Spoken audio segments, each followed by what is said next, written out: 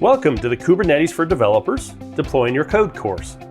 My name's Dan Wahlin, and I'm a software developer, architect, and trainer specializing in development and container technologies.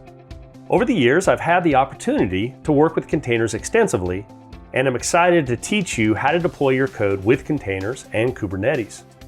The overall goal of this course is to teach you about different deployment techniques and how they can be used in a Kubernetes cluster. Although code deployment is a huge topic, we'll dive into several of the key options available in Kubernetes and discuss their pros and cons. The course starts out by providing a look at how deployments work in Kubernetes. This includes showing how to define a deployment using YAML and migrate it to Kubernetes using the kubectl tool.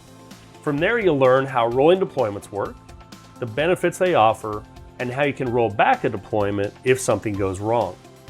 Next, you'll learn about Canary Deployments, how they differ from rolling updates, and when they're appropriate to use. Blue-green deployments are discussed next.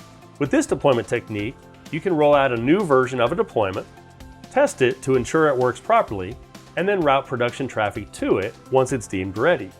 After blue-green deployments, you'll learn about jobs and CronJobs. Learn how to run a one-time job, or even run a job on a schedule using the cron format. Finally, you'll learn about different monitoring and troubleshooting tools such as Prometheus and Grafana that can be used to monitor Kubernetes and provide alerts when things go wrong.